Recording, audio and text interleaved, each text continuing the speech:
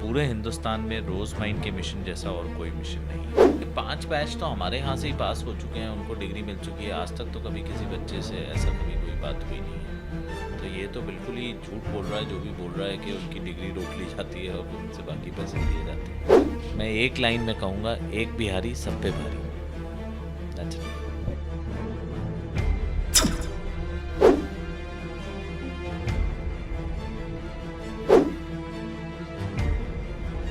Rose Mind educational and charitable trust के official channel पर चल रहा है यह नया सीरीज, जिसमें हम आपको कॉलेज के पदाधिकारियों से रूबरू कराते हैं और दिखाने की कोशिश करते हैं कि कॉलेज के पदाधिकारी रोज माइंड के बारे में क्या ख्याल रखते हैं और अब तक उनका रोज माइंड के साथ क्या अनुभव रहा है। आइए इस वीडियो में आगे बढ़ते हुए इस वीडियो की शुरुआत करते हैं।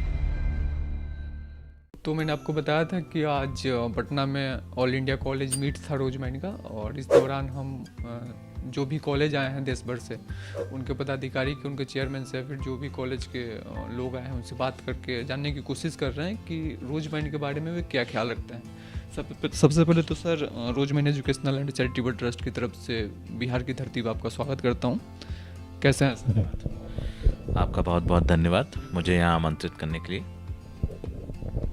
रोज माइंड से कितने सालों से जुड़े हैं? Doctor MC Saxena group of colleges Rose Mind से 2013 से जुड़ा हुआ है, और मैं सराहना करना चाहूँगा अंबर साहब का, जिनका ये मिशन है और इस मिशन में हम उनके साथ हैं। 2013 से आप जुड़े हुए हैं, आगे कब तक जुड़े रहिएगा?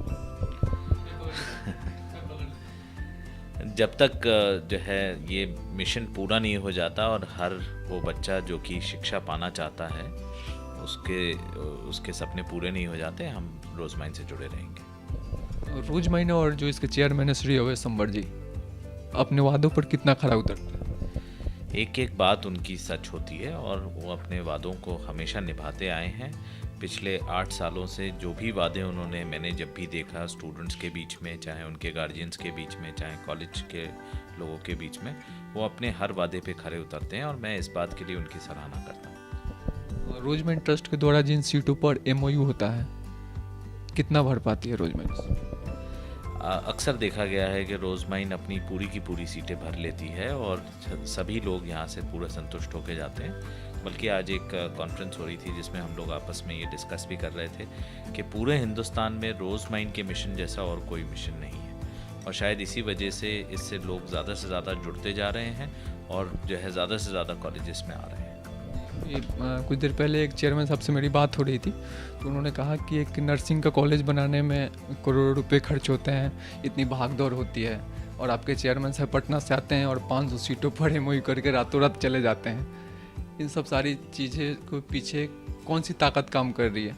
आपको क्या लगता है? आप इसको किस नज़र से देखते हैं? देखिए, अंबर साहब का जो मिशन है कि पढ़ेगा इंडिया तभी बढ़ेगा इंडिया, और उस मिशन पे जो है मुझे लगता है कि वो पूरे हिंदुस्तान भर में जाते हैं, लोगों को मोटिवेट करते हैं और उन्हें अच्छे से अच्छी शिक्षा जो है वो देने की कोशिश करते हैं। अपनी तरफ से इतना बड़ा योगदान कर रहे हैं, पूरी की पूरी ट्यूशन फीस रोज माइंड ट्रस्ट उनकी जो है देती है। तो उससे मुझे लगता है कि वो बच्चा जो कभी सोच भी नहीं सकता, कभी ख्वाब में भी उसके नहीं आता कि मैं इस कैंपस में आके पढ़ पाऊँगा, उसको भी ये जो है लाभ मिल पाता है। मुझे लगता है कि बहुत ही सराहनीय काम है। देश के जो भी स्टेट गवर्नमेंट यूनिवर्सिटी से एफिलेटेड कॉलेज हैं, उनसे क्या अपील कीजिएगा? एक कॉलेज हो, क्या आप अपने रोज माइंड के साथ क्या फील किया, आपका क्या एक्सपीरियंस रहा? क्या उन कॉलेजों को रोज माइंड से जुड़ना चाहिए?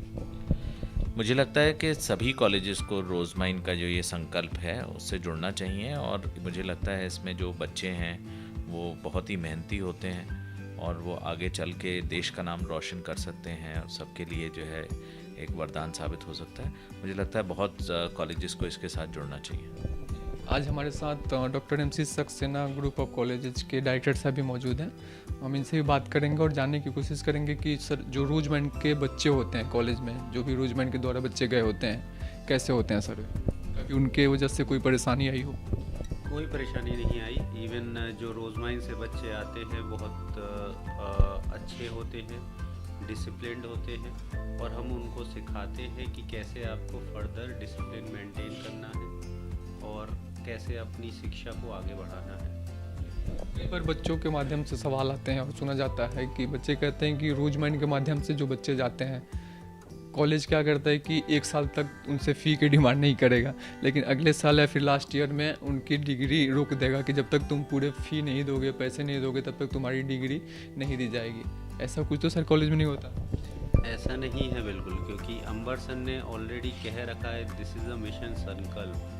सो हम इसके साथ इसीलिए जुड़े हैं कि बच्चों की जो भी परेशानियां हैं, चाहे वो फाइनेंशियल हैं या उनकी अपनी परेशानियां हैं, वो हम उनको अपना मान के कॉलेज में उनको पढ़ाते हैं, लिखाते हैं और उनको सभ्य बनाते हैं जो आगे उनको बढ़ने में मदद कर सके। इसके साथ ही मैं बताना चाहूँगा कि 5 बैच तो हमारे यहाँ से ही पास हो चुके हैं, उनको डिग्री मिल चुकी है। आज तक तो कभी किसी बच्चे से ऐसा कभी कोई बात हुई नहीं है। तो ये तो बिल्कुल ही झूठ बोल रहा है जो भी बोल रहा है कि उनकी डिग्री रोक ली जाती है और फिर उनसे बाकी पैसे लिए जाते हैं। 5 बैच तो हमारे यहाँ से पास हो चुके हैं। कई बार ऐसा देखा जाता है कि बिहार के नाम से लोग बहुत घबराते हैं। बिहार में जो भी संस्थाएं चल रही हैं, जो भी